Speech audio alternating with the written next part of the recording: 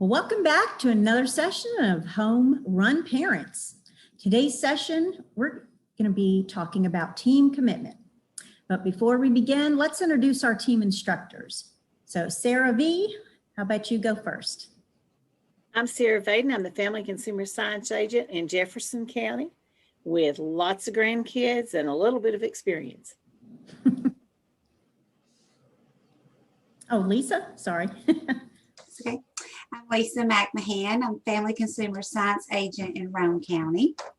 And I have a 21-year-old daughter. And Karen?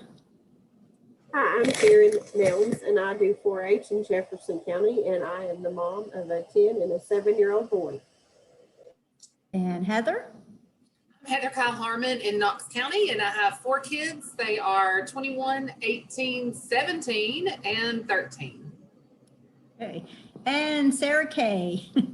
My name is Sarah Kite, and I am an extension agent in McMinn County, and I've got 2 boys, 6 and 7. All right. And I'm Connie Greiner. I have 2 adult young boys. They're not young boys and they're men. And I do have 2 grandchildren and ages 3 and 3 months. And I am the extension agent in Campbell County. So today, our playbook outline is going to look like this for today's session. We're going to talk about benefits of a parent's commitment. We're going to have several activities, including planting your family tree, learning from the past, resilient relationships, raising your parent-child pennant, rounding the bases during challenging times, balancing your commitments, committed to team meetings, and then we're going to have a replay, and we are going to ask ourselves, how is your team commitment going? So in the first session, this is about the importance of having a strong commitment in your relationship with your kids. So let me begin with 2 questions to ask ourselves. How do we as parents inspire commitment with our children? And how do our families benefit by strong commitments? So an example that we're going to use, that's used in baseball, of course, is coaches. They inspire commitment in their players from their own intensity, longevity of a commitment. Coaches spend extra time with players. They personalize their training plans, invest themselves into their teams, and have an attitude of hard work and dedication, and hopefully that is contagious. So team chemistry is often tied directly to the commitment the players have in each other and individually, and to the team as a whole. So many great teams throughout history of sports contribute their winning streaks back to the commitment and the abilities of their coaches. So everyone has seen a team fall apart, and when that commitment of the players to each other and their goals weaken. So what we're asking, what are some ways, excuse me, what are some ways that a child is impacted by a parent who has strong commitment to his or her children? An idea would be a strong parental commitment tends to generate in children feeling that they're valued, they're secure, they're respected, loyal, a sense of belonging, and hopefully a reciprocated commitment to the parent and other family members, and which would also help with resilience. Another question to ask yourself, how do you express your commitment to your children? So let's use this idea. Time with kids, helping them with their responsibilities, playing activities, of course, sports involvements, driving them around, talking through problems or their concerns, and asking them questions about the friends and activities, monetary sacrifices, maybe working and making money to provide for their physical needs and activities. And you as a parent may be going without. So how would you like your commitment to your children to be similar or different to the commitment your parent had to you while you were growing up? So to help with this, I'm going to suggest parents to make a family tree, and it's not your typical family tree that we're used to. So in this activity, you're going to need to do this activity think back and consider the experiences from your relationship with your own parents and family upbringing. You're going to need paper and something to write with. And then what I'd like you to do is to draw an actual tree. And you don't have to worry about, I'm not an artist, just draw a basic a tree. And I've got an example here on the screen. So you're going to have the trunk of the tree, you're going to have branches, you're going to have leaves, and we're going to have you draw the first, after you draw that trunk and the branches, what I'd like you to do is to either draw or you can paste and cut. It's whatever you'd like to do. But the fastest way, drawing these leaves, and of course, draw them coming out of the branches of the tree, and write in each leaf things that you want to repeat from your parents' parenting. And consider personal characteristics, the ways you related with either your mother or your father.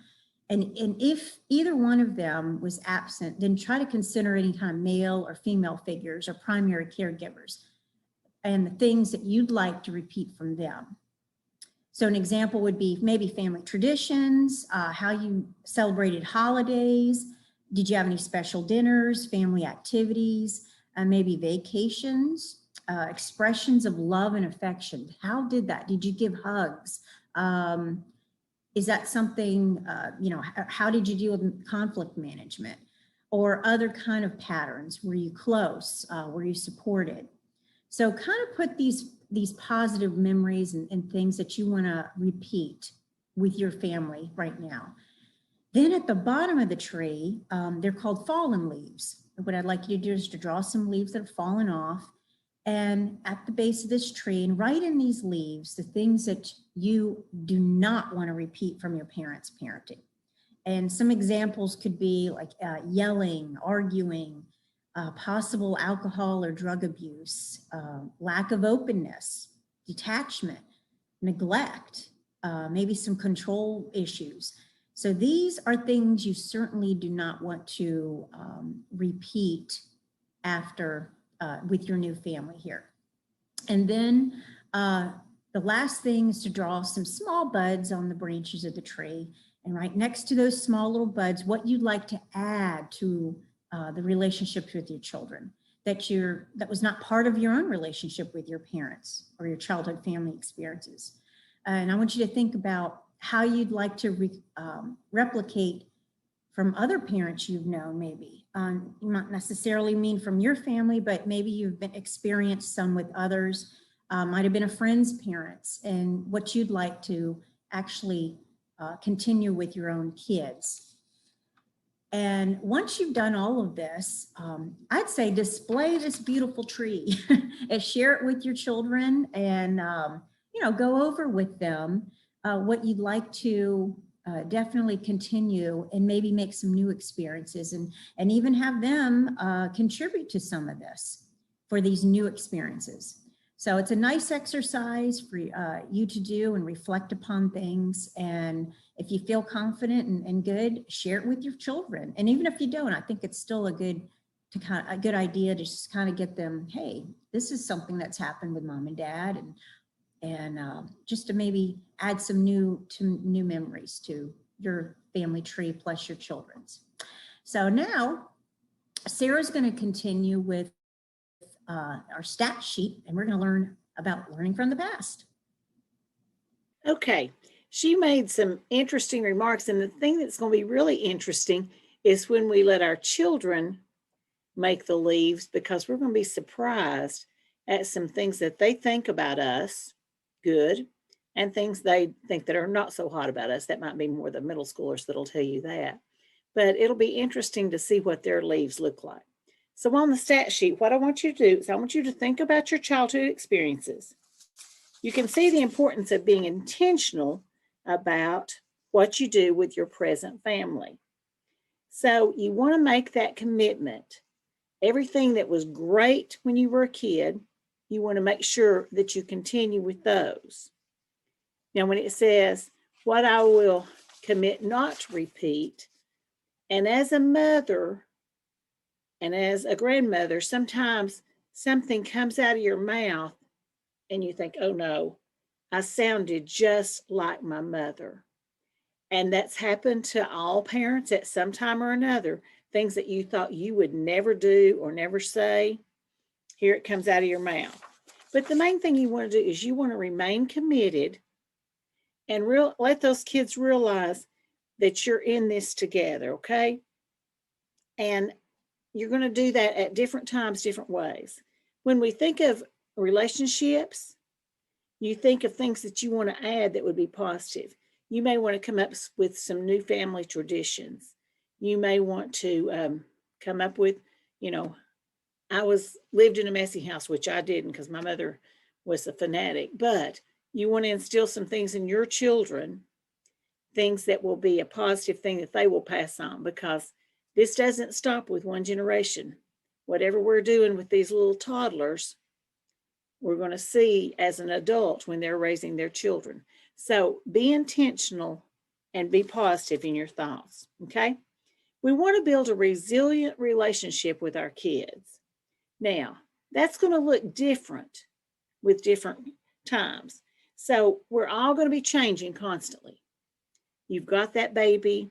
You're all excited that they're going to be a toddler. And all you can do is you can't wait till they grow up and they can talk.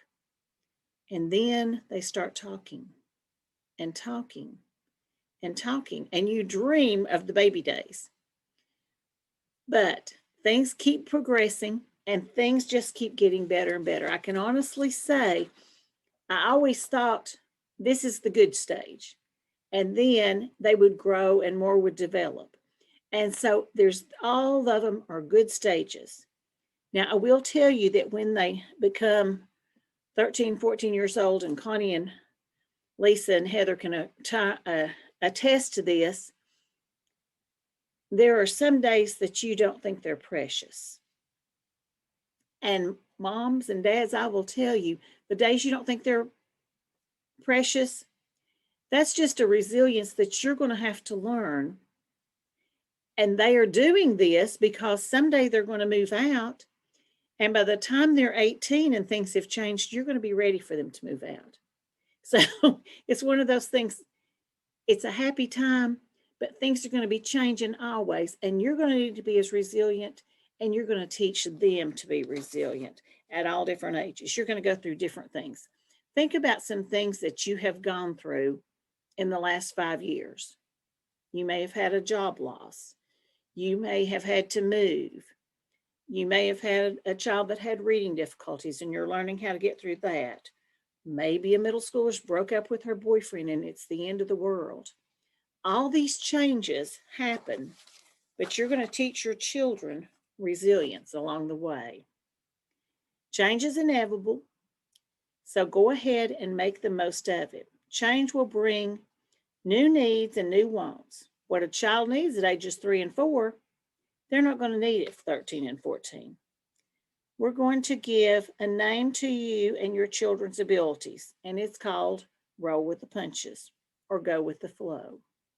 And so that's how you're going to go through life. You're going to meet these challenges. You're going to help your children get through them and make them resilient.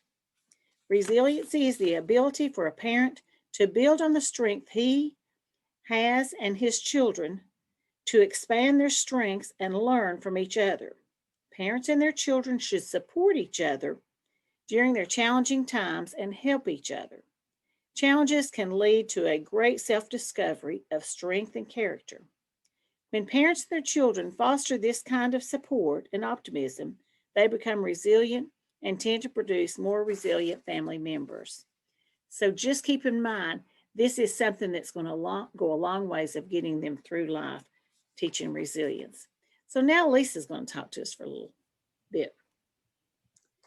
So I have an activity for us. It's called Raising Your Parent-Child Tenet. So think about the personal strengths you and your child possess. Consider the values and beliefs that you hold important. Finally, use the RAM to think about how you and your child or your children positively practice the 5 connections within your relationship. This includes know, talking, getting along with each other, staying on top of the activities of family members, trust, keeping good attitudes of respect, rely, working well together, playing and or recreating well together, commit, supporting each other, handling change in calm and positive ways, making good from bad, touch, complimenting each other, showing affection, affirming each other, telling each other I love you, and showing love. So you can make a pennant with your child, or you can do them with your children. I want to show you the pennant that I made. Let's see if I can get it to where it shows. So my pennant is for my daughter, Emma. There we go. And I put our motto for she and I, because it's been her and I for 21 years for most of it. And so our motto at the bottom, if you can tell, it says we stick together. So no matter what Emma and I have going on in our lives, she knows that I am her #1 fan, and I know she's always there to support me too. So on our pennant, I also added a car.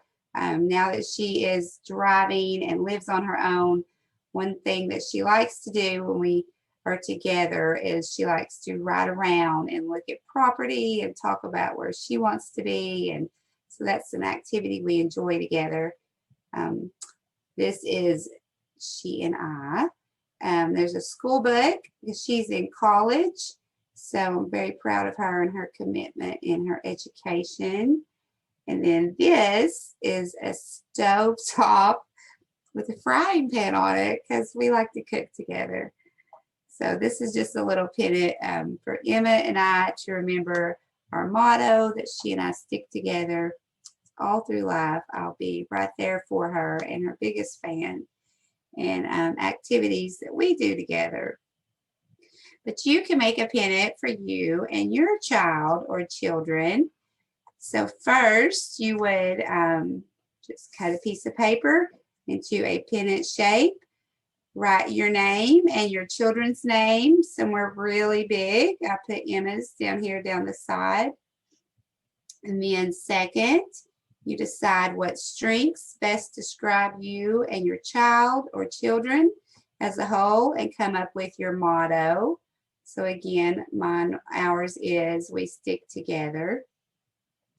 This motto should be a short statement. It can even be just a word. It should capture the core strengths that you and your child possess. And then the last step is you just design your pennant with additional pictures or decor.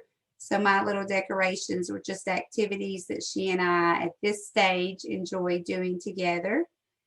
And then try to keep everything on your pennant related to you and your child. So it's just always a reminder. I'm going to hang this on my refrigerator. So this will just be a little activity that I did to remind me of the good times and the enjoyment that I have of things to do with Emma. Now you guys know how to make one for you and your child and children. And I think next, Karen has something for us. All right, so we're going to talk about rounding the bases during challenging times. We have explored what is meant by being resilient. So now I want you to think about a time that you and your child or children were successfully resilient. There are 5 characteristics of being successfully resilient, and we're going to talk about those. The first one is hang on to what is most important. It can be challenging to hang on to what is most important when you go through times of change. However, you did not lose those things that were important to you, and then you found ways to rework them into your life after the changes. The second one is clean out your bad habits. Many times challenges and changes reveal things that you have needed to address but have sort of ignored. But when challenges resurface, then you end up dealing with something that you might have swept under the rug. So that's always a good opportunity to get better habits. The third one is to discover something new. You look for new and good things that can be brought out of your challenging time of change. Challenges can disrupt your normal way of getting along. However, when a challenge or crisis settles down, there's an opportunity to get into some new and better habits. Challenging times can also be discouraging, but you hunted the good stuff and found positives to build on. Number 4, form new connections that foster meaningful relationships. No matter where life takes you, you need to have an umbrella of support and friendship. It is very difficult to stay strong without the encouragement and involvement of others. Like the old saying, friends sharpen friends like iron sharpens iron. Therefore, you establish new and supportive friendships after major changes and losses. And the 5th step, find a positive way at looking at the hardships that you have worked through or are still working through. Identify 1 or 2 benefits that come from a situation or a difficult time. You were able to look past the situation itself and find something positive that would come of it. In many ways, it is not the events that happen, but the way you live with them that determines the story of your family. So that is how we round the bases during challenging times.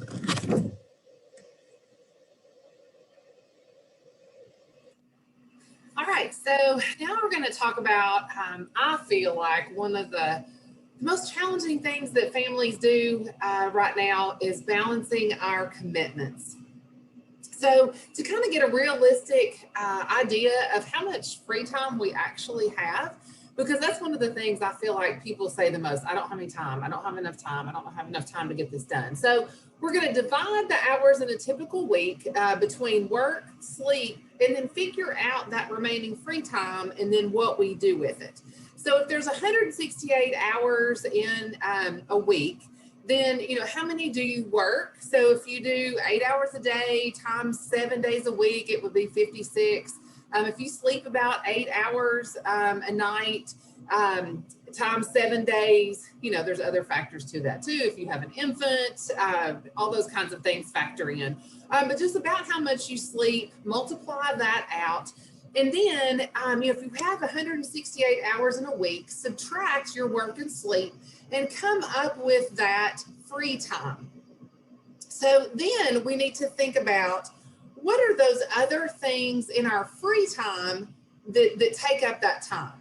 So, you see here at the top of the chart, we have our playtime, recreation, fitness. So it's really important. That's part of self-care as a parent, making sure that we are taking care of ourselves so that we can take care of others. And fitness is part of that.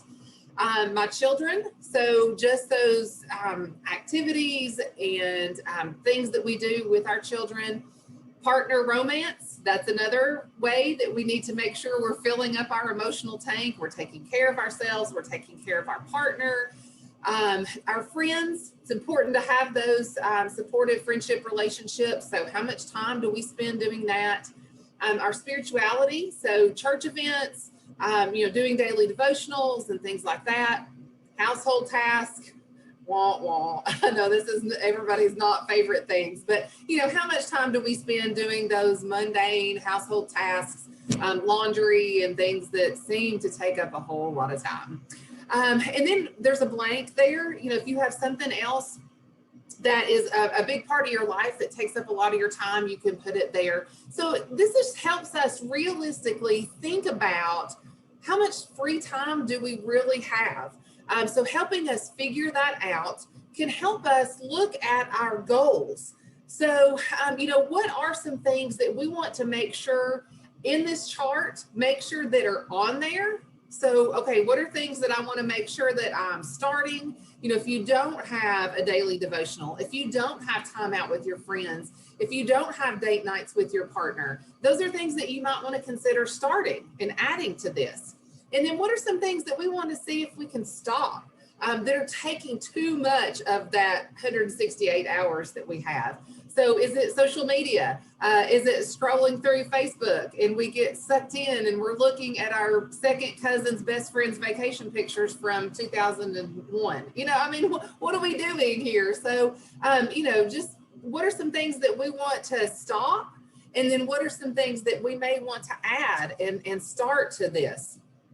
This is a really important activity that you can do as a family so that we know, okay, I realistically have whatever it is. I have 6 hours a week or 8 hours a week to completely devote to, bicycling with my kids or sitting down and playing board games or whatever. So you can schedule those times to make sure that those important things, bonding activities, get done. All right, so that leads us into making time for our team meetings. So making sure that we establish this practice, we establish this habit of having regular parent-children meetings. So it's a great way to make sure that we're really sticking together as a family, we're staying close, we're working through things that could be overlooked. So if you've ever gotten throughout the week and you're like, oh, I keep meaning to ask one of my kids about that. Oh, shoot, I didn't ask them again. And then it gets to be Friday and the event is way over and we haven't even talked about it. So these team meetings are a really great time to just reconnect, talk about those things that might have gotten overlooked or ignored. And it's really important that you make it a priority and that you try to keep it at a regular, consistent time and day of the week to have these meetings, so that it doesn't get skipped over. It doesn't get lost in the shuffle of things. So making sure that, if it can't be at the same time all the time, then make sure that we schedule out on our calendar. We'll write it down, we're making it a priority, we're gonna make it happen. So during these team meetings, it's really important to follow the format of the RAM. So the first thing we're gonna do is we're gonna catch up. So this is part of that getting to know each other and knowing what each other's doing. So this is when you talk to your children about what has happened with family members since your last team meeting. What have we needed to talk about that may have been overlooked? And this can be some maybe negative things, but it can also be really positive things too. This can be things that are exciting things or, awards that your children have gotten that you want to make sure the whole family knows about or things like that. So just making sure we're catching up on everything that's going on. The next one is patch up. So this has to do with our trust. So this is when you talk about how family members have been getting along, cooperating with both the rules of the household and other family members. So have conflicts been handled respectfully? This is when we as parents need to own up to that too. If we've fallen short in some of that, then we can own up to some of that too. So have conflicts been successfully resolved? What apologies need to be given or could be given at this point for things that have happened? Any rules or conflicts that needs to be further discussed? Do family members feel respected? And what would make you feel more respected as a family? So this is when you have an open forum to talk about those things during the patch up. The next one is dream up, and this is about rely. This is when you talk about what each one would like to do with, give to, or receive from the other family members, and how the basic needs of the children are being met. That's our physical, emotional, social, and educational. You can also ask about how each child is doing and feeling in those basic need categories. So, how are you feeling physical? Let's get a little check-in here. How are we feeling? Emotionally, how's everything going? This is another one. Sarah talked about our teenagers. You may want to be careful checking in too much emotionally with the teenagers. You may go on a little roller coaster ride, but that's part of it too. We need to check in, see what's going on. The next one is to back up, and this is the commit. This is when you talk about ways that family members were supported through any challenges or activities since your last team meeting. What are present or upcoming activities or challenges So, look at the calendar. It's great to bring your calendar to the team meeting and talk about, okay, what's coming up? What do we need to do to support each other? If there's an award ceremony or a ballet recital or a baseball game, what can we do to support each other and be there for each other? The last one is to build up, which is the touch. So conclude your team meeting with talking about ways, since you last had your team meeting, that you have expressed your love and appreciation for each other. What are some ways that you can increase your expression of appreciation and affection to your family members? Make sure you express specific things that you appreciate about each other as you wrap up this team meeting. So, you can go around and say, let's everybody tell one thing that we appreciate or like about each member of our family. So, these can be funny, they can be sweet, but it's a great way to just build each other up and to end that team meeting on a really positive note. So, as a family, there are plenty of times that we look at our schedules and we feel like we're, crossing each other in the hallway and everybody's going in 8 million different directions. So it's really important that to keep our family running smoothly, just like a team runs smoothly, we have to have these team meetings. We have to prioritize our schedule, make sure that we are making time for each other, and that we're making sure we're having these monthly team meetings so that we can do all these things and booster our family against many of the dangers and risks that can hurt our relationships down the road. All right, and next we have Sarah. Thanks. Thanks, Heather.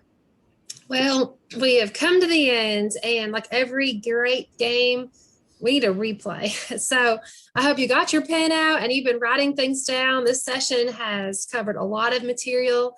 We're in the commit part of the bonding of the RAM. So every great team, I want all my players to be committed to show up for practice, to give 110%. And our players, my players are expecting me to show up and give 110%.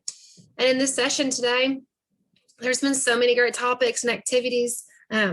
I wrote down the family tree activity. I think that's fantastic to think about all the things that you want to repeat from the family you were raised in, the things you don't want to repeat. And just because you don't want to do it doesn't mean that just happens. It means you have to be aware of it and make a plan of how that's going to happen. How are you not going to repeat those things? And then those new buds, all the things you want to dream up. I'm from a family of just myself, only child, no siblings. So there's a lot of family things we didn't do because there weren't a bunch of siblings. My husband's from a family, one of 6 kids. And so they had lots of fun things that they did for all the siblings. And so I need to dream up of things that I wish I would have had growing up and make those things happen. That was a great activity. And then the family pennant, I started jotting down while Lisa was explaining her family pennant, what would be my family strength or my family motto. Hopefully you wrote that down. The good thing about these videos is that you can pause, rewind, replay an activity if you forget how to do it, and do those pennants with your kids, your entire family. One thing about a team, a family, is that I want to feel included. And when I feel included, then I feel like I want to commit to this team. And you can relate that in many aspects. At work, if the boss never includes you, they don't care about your opinions. Do you really want to commit to that team, that boss, if you're not included? So the family pennant, really come together as a family and, take everyone's perspectives and make a really cool pennant and hang it somewhere. I was thinking, we have a den that we like to just sit in and talk. There's a fireplace. Our Christmas tree goes up in there. That might be a great place for a family pennant. And then over the years, as kids age and things change, you might make a new one or maybe add to your family pennant and be like, well, when you were 7, here's what you said. And now you're 17 and here's what you said. So you can keep creating it. Then as your kids get older and married and they have kids, that family pennant might be something fun to reflect upon, and they can pass it on into their family. That's one of those new buds too in the family tree, making a pennant. I also wrote down about the goal setting, thinking about your family and your goals and where you want to be and what's, not doing so well. Where are you striking out? Or are you just sitting there in first base? You've been there for years. What are some goals from today's session that you want to set as a parent to be a better coach, to have better commitment of your teammates? I also like the time balancing activity. We always fall short of time and have no time for the things that we really want to do. Over the weekend or the work week, you might have gotten a lot of laundry done or dishes, but you had no time to sit down and do a puzzle with your kids. Those dishes, that might not be a memory that lasts for your kids, but that activity, that puzzle building, that was something that they'll always remember. So I don't know if you didn't do it while Heather was talking. I was kind of jotting mine down as she was going, go back to that activity. All these handouts will be listed on a Google Drive. You can click on and you can download these handouts. You can do these activities, but we always run out of time and wish we had more time. And someone once told me that when you have children, once they hit 18, they're probably going to be launched out of the house. So you only have 18 summers with your kid. And that put my time in a perspective where I only have 18 summers because there are 18 years in my household. So make them count, make each grade count, make a plan for your time, but analyze your time and see where your time is going. And then ask yourself, is that what you want? You're in control of your time and your priorities, and you're also committed to this team. So what do you want that to look like, and make a goal? And then the regular team meetings. We know we should have team meetings to get together, but I wrote down and underlined the word regular. Oh, what does that mean? Once a week, would that be good for your family? Would it be once a month? For your family unit, what would a regular team meeting look like? If I just have something to talk about, I'll call a team meeting, family meeting in the living room, but maybe they need to be more frequent, not just when I have something to say, but maybe have them more often where my kids know it's happening. And if they have something on their mind they want to talk about, that's the time to do it. But no, that's not just about the parent who has something to say, but they have the floor open to them as well. And working on catching up, patching up, dream up, back up, and build up. And those are all the 5 bonds of the RAM to keep you all attached. And so I thought that was a really great way to say it. And so in all 5 of those areas, have we caught up? Are we all missing each other because of all of our work schedules and to-dos? Like, where's my no? Am I striking out in that area? My patch up, my dream up right now? Do we have lots of big dreams? Do we talk about those dreams as a family? I wrote down this note too. As seasons change, as spring goes into summer, summer into fall, fall to winter, are there different things that you as a parent or children are dreaming of doing? Here comes summer, here comes winter. What are you dreaming of? I've always wanted to go to Harrison Bay State Park. I've seen pictures of the beautiful lake, the beaches. I've always wanted to go there.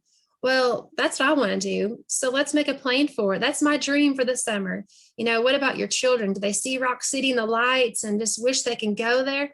So, have a family meeting maybe and go through each of these 5 bonds at each meeting. So today's meeting might be on dreaming up. What are y'all dreaming up? What do you want this, what do you want this family to look like? What activities do you want to do? Maybe each meeting be just one of those bonds and talk about it. So hopefully during this replay, you've thought about all that we talked about today. You've made some notes, go back to the video and rewind and just really let this sink in to make your family commitment grow even stronger.